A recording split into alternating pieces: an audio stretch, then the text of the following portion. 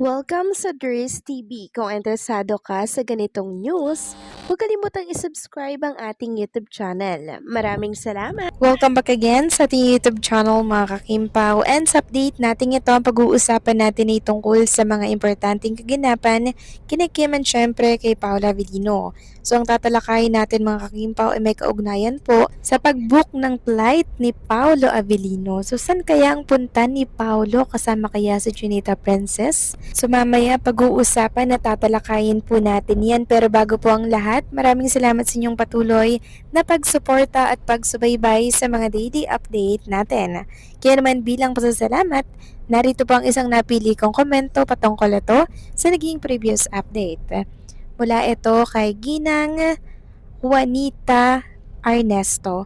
Sabi niya, marami na ang nakarelasyon ni Casey at may partner ngayon.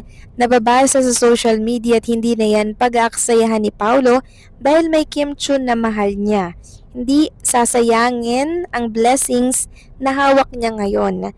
Gusto niya ng tahimik.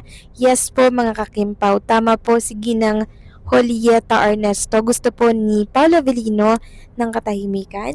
Siyempre tahimik na relasyon at tahimik po na buhay.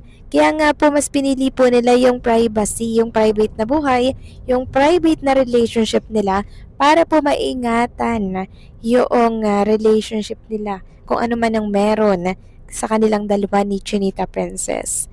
Kaya hindi na po tatanggapin niya ni Paula Avellino kasi dito pa lang po kay Chinita Princess, sobrang dami na pong project na nag-aantay sa kanilang dalawa.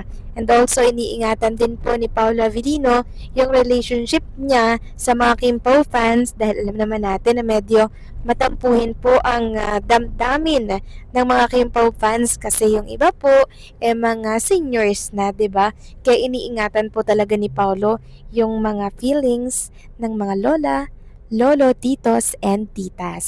So maraming salamat po sa inyong komento, Ginang Juanita Ernesto. God bless po sa inyo and mabuhay kayo. So eto na nga, pag-usapan na natin mga kakimpaw, mga topic po na nakalap natin sa update na to. At unahin nating pag-usapan ang pagbuhos po ng congratulations message kay Chinita Princess para po yan sa 20th years niya sa showbiz industry. Yes mga kakimpaw, ayan ipiplex ko na lamang po sa mga screen po ninyo kung gaano karami yung bumate kay Chinita Princess. And also, trending po siya in the Philippines dito po sa X na talaga namang pinag-trend or nagkaroon ng trending party ang mga Kimpaw fans or supporters para po mapabiral ang 20 years ni Chinita Princess. And also, bilang 20 years nga po ni Kim Chiu sa showbiz, may paganito po syempre ang Star Magic. Talagang love na love ng Star Magic si Chinita Princess. So binalikan at inalalang muli ni Kim Chiu ang mga nangyari sa kanya sa loob po ng 20 years sa showbiz sa pamamagitan po ng pagkakasunod-sunod ng picture sa stand na yan.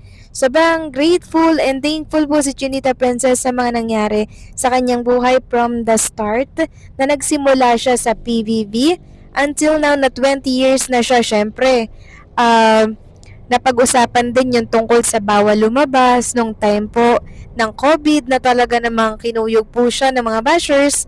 Napag-alaman niya na mga bayarang trolls daw po pala yung kumuyog sa kanya. So sobrang na-stress daw siya niyan mga kakimpaw, and dumating pa daw sa punto na nagpunta siya ng ibang bansa para lang po mag-unwind, pero ngayon ay mas matatag na daw po siya at mas patapang na ngayon. Kung baga naging strong na si Chinita Princess and palaban na po talaga. Kung bagay hinanda lang si Chinita Princess mga kakimpaw sa totoong laban ng buhay para po siya ay mas maging malakas ngayon. At alam niyo ba mga kakimpaw, sobrang nakaka-touch pong magbasa ng mga mensahe for Chinita Princess para sa kanyang 20 years sa showbiz industry.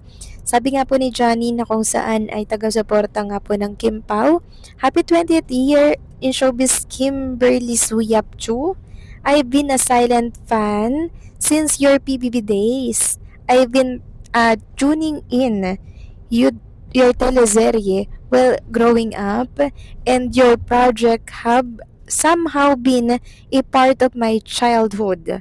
I always admire your acting skills, but ever since Kim Pao happened, I come to know you better, understand you more, and love you even more deeply. Your dedication to your work, your career, driven mindset, and your silence are qualities that I will always admire and be proud of as your fan. You will always be my superwoman. So hanggang dyan muna yung babasahin natin mga kakimpaw. Sobrang nakaka-touch talaga yung mga nababasa ko dito po sa mundo ng social media about kay Chinita Princess at karamihan nga po nababasa ko doon ay sobrang buti ni Chinita Princess dahil natalakay nga din po doon sa vlog ng Star Magic yung mga ginawa niya pong pagtulong mga kakimpa. Kaya nakaka-proud lang dahil si Chinita Princess po yung artistang sinusuportahan natin na marami pong na-inspire and syempre nagiging instrumento rin siya sa ating kapwa. Samantalang next topic naman, pag-usapan naman natin ang tungkol dito sa pag-book po ng flight ni Paolo Avellino. Ito po kasi nagugat mga kakimpaw sa picture na binahagi ni Paolo Avellino sa kanyang Instagram story kani-kanina lamang. Tapos may caption po ito mga kakimpaw na light lens for this trip.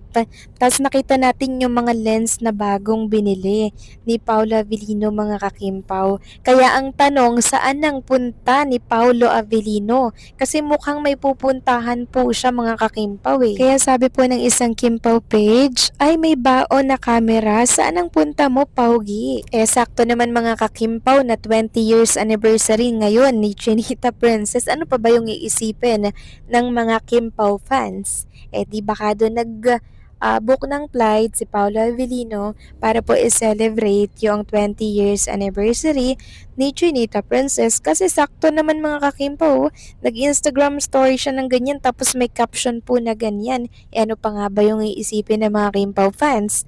Di ito, may vacation para sa celebration ng 20 years ni Chinita Princess.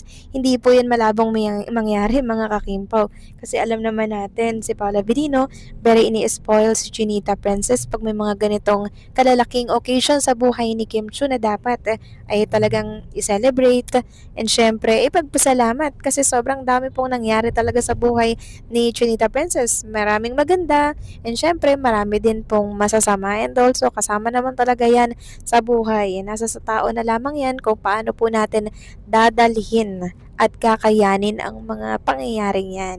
And thankful tayo dahil dumating po sa buhay ni Chinita Princess si Paolo Avellino na kung saan nagiging pahinga ni Chinita Princess sa oras po na siya ay pagod, sa oras po na siya ay drain at sa oras na siya po ay stress at overwork. Kaya kung ano man yan at kung saan man ang punta nila mga kakimpaw, nako enjoy nyo lang yan. Kim and Paolo Avellino, deserve ninyong magsaya. So kayo ba mga kakimpaw, anong masasabi ninyo dito? Please comment down below.